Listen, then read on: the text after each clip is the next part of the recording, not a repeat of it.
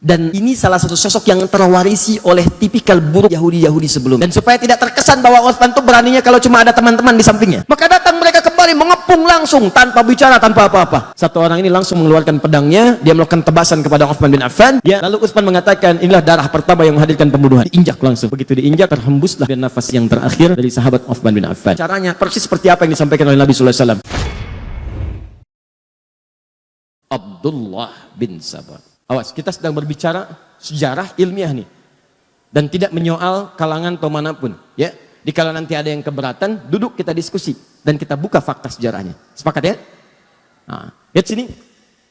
Ini di antara tokoh Yahudi yang konon disebutkan dalam sejarah pura-pura masuk Islam, dan ini salah satu sosok yang terwarisi oleh tipikal buruk Yahudi-Yahudi sebelumnya.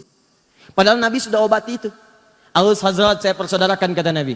Yahudi-Yahudi yang lain silahkan boleh tinggal. Kita berniaga, dudukan, bikin piagam Madinah. Tapi apa yang terjadi? Ada yang berkhianat. Suku-suku yang tiga tadi saya sebutkan tadi berkhianat, menyalahi kesepakatan. Bahkan ada yang hendak membunuh Nabi. Apa yang Nabi lakukan? Allahu Akbar. Yang sudah buruk tak terobati, maka dihukum dengan hukum negara. Hukum, eksekusi. Yang lain keluar. Mereka keluar, diusir dari Madinah. Bukan karena Nabi yang usir, karena perilaku mereka sendiri. Sebelum ke Madinah itu tidak pada diusir. Usir ini, diusir, ditanggung di Madinah, diperbaiki, diberikan pelayanan yang bagus, cuman berbuat onar juga. Maka dikeluarkan karena perjanjian yang sudah dibuat. Nah itu ketika menyebar keturunannya, menyebar sifat-sifatnya, maka diantaranya tertularkanlah kepada sosok ini. Ini eksis di zaman sahabat Utsman bin Affan radhiyallahu ta'ala anhu. Ketika Utsman menunjuk kerabat-kerabatnya yang pakar-pakar di bidang ekonomi itu menempati pos-posnya, maka orang ini bergerilya langsung masuk, bukan di wilayah Madinah. Karena kenal Madinah itu. Orang Madinah semua kenal Utsman. Utsman itu orang baik, nggak mungkin nepotisme, nggak mungkin milih yang salah dan sebagainya. Maka dia masuk ke wilayah yang sulit dijangkau pada saat itu untuk memberikan informasi yang cepat. Datanglah dia ke Mesir di Afrika Utara. Dari Mesir. Mesir itu bukan Arab ya, secara geografis. Mesir itu Afrika Utara. Cuma bahasanya bahasa Arab. Secara kebahasaan disebut negara Arab. Tapi secara geografis disebut dengan Afrika Utara. Masuk wilayah Afrika Utara. Sama dengan Libya, Tunisia, Maroko, Aljazair itu wilayah Afrika Utara. Maka dia datang ke Mesir. Apa yang dia katakan di Mesir? Dia sebarkan isu bahwa khalifah saat ini, satu, telah melakukan nepotisme. Nepotisme. Dia pilih kalangan dari kerabat-kerabatnya saja. Tahan sebentar. Tahan. Sesuatu yang dituduhkan kepada orang lain dan itu tidak nyata, maka dalam bahasa Al-Quran itu disebut dengan fitnah namanya. Jelas? Sesuatu yang dituduhkan kepada orang lain dan sifatnya tidak nyata, maka itu disebut dengan fitnah namanya. Keburukan orang lain dibincangkan, nyata sifatnya, tanpa sepengetahuannya, maka itu disebut dengan gibah namanya. Jelas? Maka dituduh Utsman dengan sesuatu yang tidak nyata. Tuduh. Maka muncul fitnah. Utsman nepotisme. Dan berita ini kan nggak seperti kita sekarang. Kalau sekarang ada berita di Amerika, sekian detik bisa kita klik. Kejadian di Rancaekek, kita berdoa semoga Allah muliakan dan sabarkan saudara-saudari kita insya Allah. Dan kita juga insya Allah apa yang kita bisa bantu, kita bantu saudara-saudari kita. Ada kejadian puting beliung kemarin itu kan. Kejadian di Rancaekek. Itu sedunia tuh bisa mengakses. Tsunami-nya di Banten, yang bela sungkawanya banyak. Kirimkan duka cita dari Turki, dari sini. Langsung nampak. Ini zaman Utsman, telepon belum ada. Email nggak nampak. WhatsApp belum kepikiran. BBM tuh belum dikreasikan, nggak ada. Jangankan zaman Utsman, ya 80 tahun ke belakang, 50 tahun ke belakang, 30 tahun ke belakang, 20 tahun ke belakang, orang haji aja kan belum menemukan pesawat seperti sekarang. Berangkatnya pakai kapal laut. Kalau ada kabar dari Mekah, nyampainya 6 bulan kemudian. Itu baru 20 tahun kemudian. Kalau orang berangkat haji pakai kapal, dilepas, nunggu nggak datang. Udah pada lupa baru datang. 6 bulan setelahnya. Nah, kebayang bagaimana zaman Utsman. Utsman tidak tahu apa yang terjadi di Mesir nih, jaraknya terlampau jauh. Ternyata sudah bergerilya. Gerilya itu ke orang-orang yang mudah kemudian diprovokasi. Ke kalangan bawah, disebarkan isu. Yang kedua, Ini yang mau saya katakan. Dan ini nanti nyampe ke kehidupan kita sekarang. Kata Abdullah bin Sabah itu, dia membentuk kelompok-kelompok pengikut-pengikut, dia katakan, sebetulnya yang paling layak untuk dapat kursi khalifah itu bukan Uthman, tapi Ali. Tahan. Sebetulnya yang paling layak itu bukan Uthman, tapi Ali. Coba lihat. Nabi Isa saja, Nabi Isa dikatakan naik ke langit, wafat akan turun. Apalagi Nabi Muhammad. Nabi Muhammad kan yang paling mulia. Tentu sebelum Nabi Muhammad dibangkitkan sebagai orang pertama, akan mengutus nanti generasi-generasi penerusnya. Sebagai wakil dari ajaran-ajaran Nabi. Itu yang akan membimbing. Maka dihembuskanlah. Siapa coba menurut Anda yang paling dekat hubungannya dengan Nabi? Maka dilihat. Ini kan yang paling pertama masuk Islam dari kalangan pemuda yang paling baik. Ali. Ali itu termasuk keluarga juga. Bahkan anak dari pamannya. Bahkan menantu Nabi juga. Anaknya jenius. Pemuda yang paling hebat. Teman-teman sekalian, itu orang daerah, orang kampung yang tidak tahu info. Utsman juga mulia, menikah dengan tadi 2 putri Nabi, dimuliakan oleh Nabi, disebut ahli surga. Bahkan satu masa ketika Utsman akan masuk ke satu kebun, riwayat Abu Musa al-Ash'ari, kata Abu Musa al-Ash'ari, saya minta izin dulu pada Nabi. Kata Nabi, persilahkan dia masuk, akan masuk seorang ahli surga yang diuji dengan musibah. Seorang ahli surga diuji dengan musibah. Nah, info-info ini nggak banyak nyampe, masuk ke kalangan bawah, diprovokasi. Yang bagus tuh Ali, yang hebat Ali dan sebagainya. Padahal dua-duanya mulia. Maka orang-orang awam ini mudah kemudian disulut, masuk ke kelompok Abdullah bin Sabah, maka dikenal dengan pengikut Sabah, namanya Sabaiyah. Abdullah bin Sabah dikenal dengan Sabaiyah. Saya agak cepat sedikit ya, mohon maaf karena waktu kita itu sangat singkat. Tahan. Maka terkumpul di wilayah Mesir.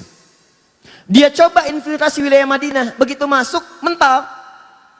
Jadi karena orang tahu Utsman tinggal di Madinah, tahu kebiasaan Utsman, jadi begitu akan menyoal Utsman, sebetulnya Utsman begini ya, jangan bicara tentang Utsman. Utsman lebih baik dari apa yang Anda katakan.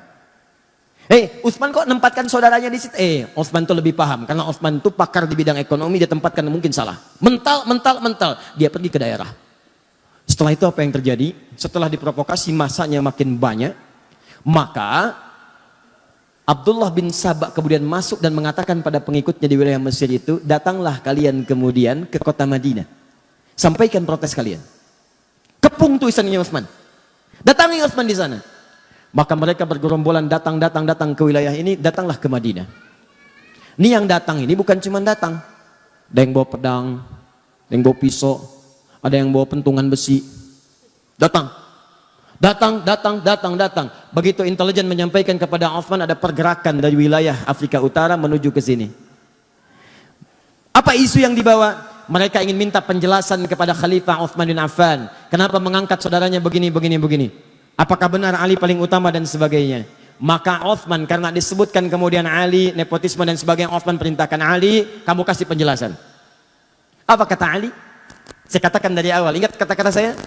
Bukankah di antara yang paling jenius di antaranya Ali bin Abi Thalib? Ali mengatakan kepada Utsman kurang lebih bahasanya, ya Khalifah, akan lebih baik kalau Anda langsung yang menemui rakyat menjelaskan. Kalau saya jelaskan bisa, tapi tingkat kepuasannya berbeda. Kalau orang datang ke istana, ke pusat kekuasaan, maka Ali menyampaikan satu pendapat yang sangat brilian, dan ini warisan dari Nabi SAW. Akan lebih baik kalau pemimpinnya langsung yang menemui, karena itu akan memberikan kepuasan tersendiri kepada rakyatnya. Utsman ketika mendengar usulan itu, bagus usulannya, baik saya akan temui. Demikianlah kalau di lingkaran sekitaran pemimpin ada orang-orang yang mengusulkan kebaikan, maka pemimpinnya akan ikutan baik. Beda kalau di sekitarannya ada orang-orang yang tidak baik. Orang dah datang berbondong-bondong, ini pergi. Ini jadi masalah. Lalu, saya sedang berbicara tentang hal yang lain ya. Jangan pikirkan yang tidak-tidak. Ya. Saya bicara tentang Ali, bukan Jainuddin. Ini contoh-contoh, bukan saya nggak nyolong yang lain-lain, hati-hati. Ingat ya, catat kata-kata saya. Alhamdulillah. Baik.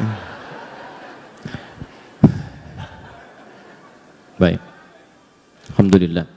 Sebetulnya inisiatif itu bagus. Tapi menghapus pada yang saatnya belum dihapus, itu yang masalah.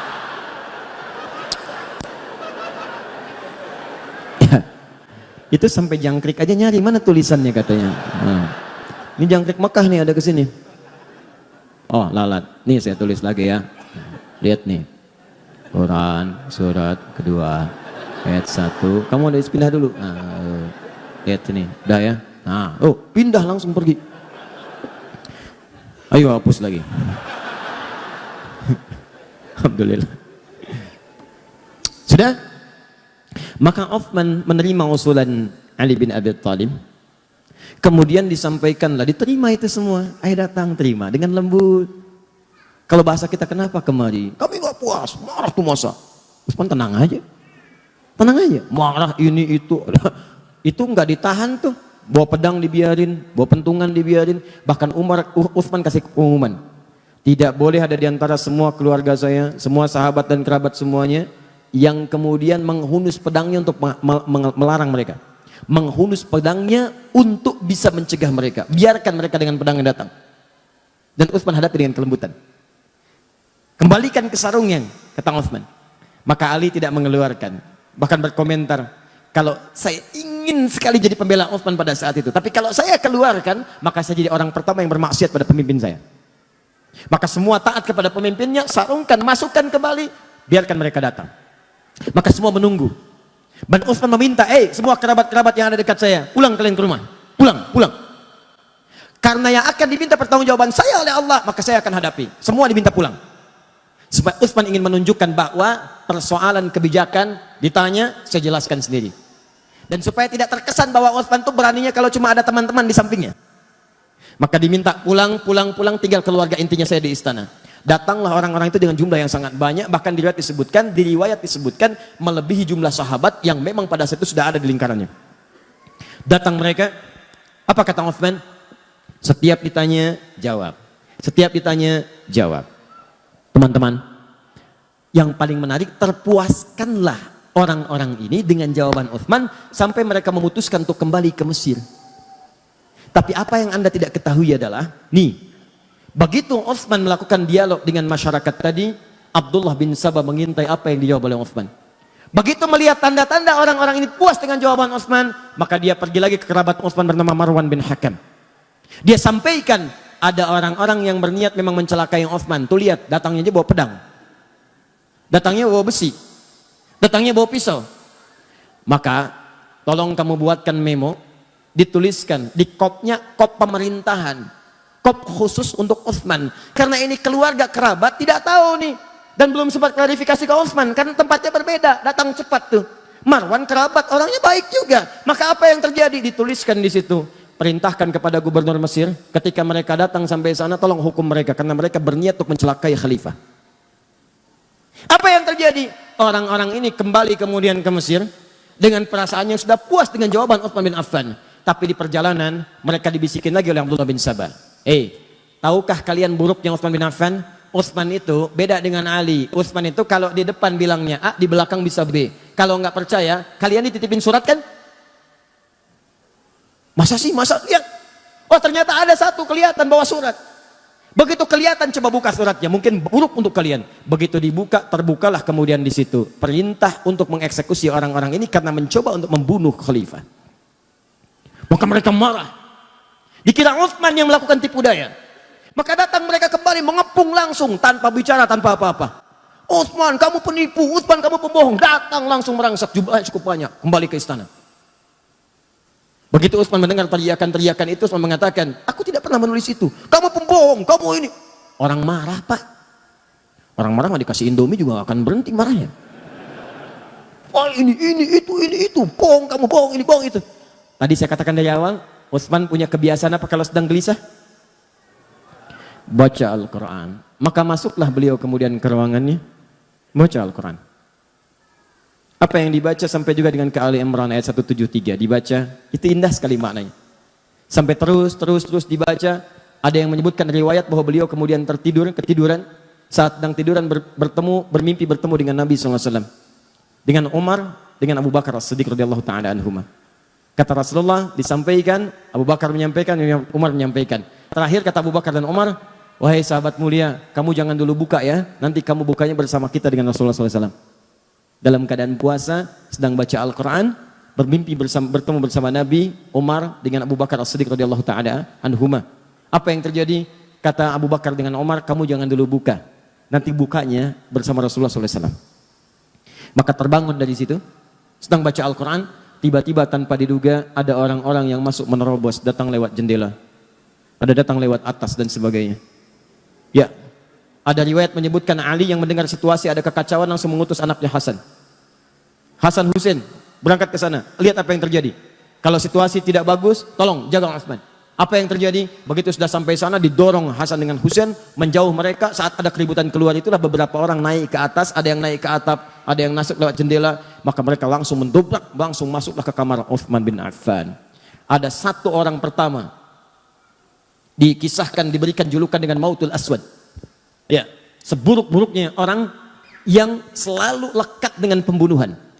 Maka datang dia pertama mencekik Utsman. Begitu dicekik Utsman bin Affan, tanpa tanya, tanpa kalimat, langsung cekik. Begitu dicekik, pingsan Utsmannya, jatuh, dikira sudah meninggal. Begitu kemudian ada gerakan lagi, datang lagi satu orang. Satu orang ini langsung mengeluarkan pedangnya, dia melakukan tebasan kepada Utsman bin Affan. Ya, lalu Utsman mengatakan, inilah darah pertama yang menghadirkan pembunuhan. Maka saat itu datang lagi yang lain menghantam. Gak terima dengan perkataan Utsman. Datang yang satu lagi, apa yang dia lakukan? Allahu Akbar. Maka orang ini mengeluarkan besi tadi yang saya katakan, potongan besi, maka ditusukkan. Ada yang mengatakan tusuk dari depan sampai tembus belakang. Dan dari nyanggutnya. Sampai kemudian ada yang merasa bersalah, dia pergi. Ada satu lagi setelah dalam keadaan sekarat demikian, dihalangi oleh salah satu saudari pada saat itu. Kemudian dilewati juga, ada yang lompat langsung ke dadanya Utsman bin Affan. Dalam keadaan sekarat yang parah, tertembus kemudian besi itulah.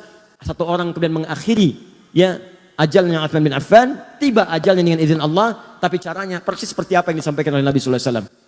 Seorang yang syahid ditimpa musibah, maka naiklah orang ini menghunjam dengan kakinya dadanya Utsman bin Affan. Diinjak langsung. Begitu diinjak, terhembuslah kemudian nafas yang terakhir dari sahabat Utsman bin Affan. Setelah mendengar Utsman itu meninggal dunia, kabur orang-orang ini, menyebar. Masanya makin ricuh, terjadi kericuhan di Madinah sampai dengan 4 hari. Maka para sahabat berkumpul, ini fitnah pertama. Fitnah pertama yang terjadi.